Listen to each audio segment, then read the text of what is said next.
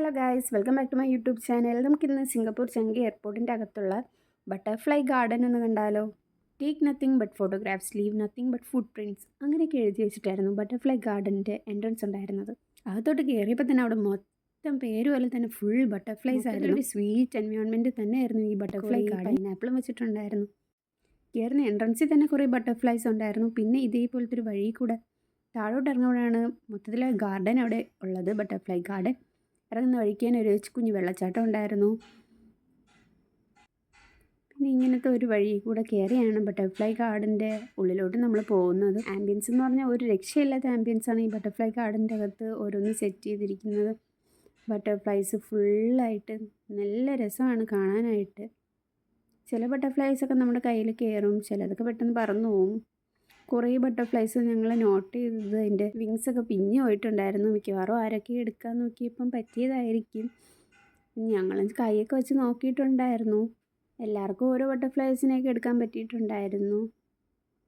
അങ്ങനെ ഞങ്ങൾ കാണുന്ന ബട്ടർഫ്ലൈനൊക്കെ കൈ വെച്ച് കൊടുക്കുന്നുണ്ടായിരുന്നു. ആ സമയത്ത് മുകളിൽ നിന്ന് ഫിദയ്ക്കൊരു ബട്ടർഫ്ലൈനെ കിട്ടിയിട്ടുണ്ടായിരുന്നു. അവളത് കാണിക്കുന്നുണ്ടായിരുന്നു.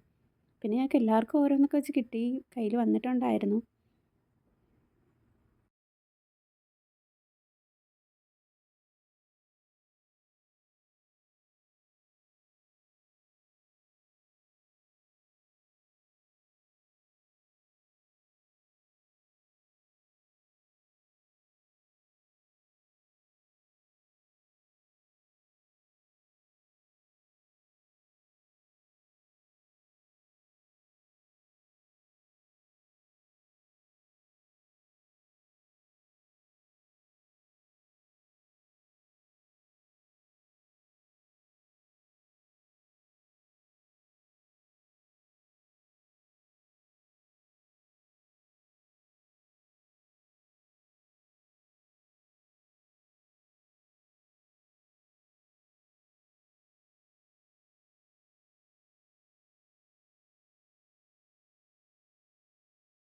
ഈ ബട്ടർഫ്ലൈയുടെ വിങ്സൊക്കെയും സൈഡിൽ നിന്ന് പോയിട്ടുണ്ടായിരുന്നു.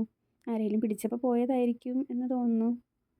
സിംഗപ്പൂർ എയർപോർട്ടിൽ പോയാൽ ഇങ്ങനെ മിസ്സ് ചെയ്യാണ്ട് കാണാൻ വേണ്ടി കുറേ സംഭവങ്ങളുണ്ട്. എല്ലായിടത്തും എൻട്രൻസ് ഫ്രീ ആയതുകൊണ്ട് തന്നെ നമുക്ക് എല്ലാവർക്കും പോകാൻ പറ്റുന്ന സ്ഥലമാണ്.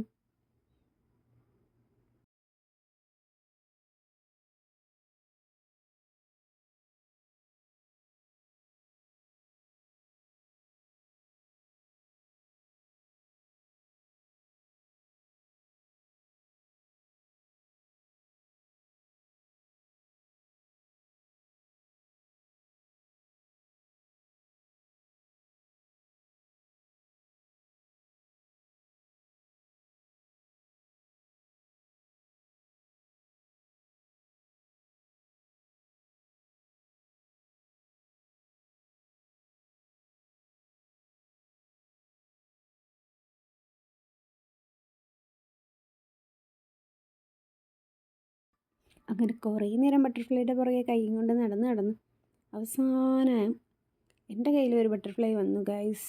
അതാണ് ഈ ബട്ടർഫ്ലൈ. ഇതിന് ശേഷം 2-3 ബട്ടർഫ്ലൈ പിന്നെ എൻ്റെ കയ്യിൽ കിട്ടിയിട്ടുണ്ടായിരുന്നു.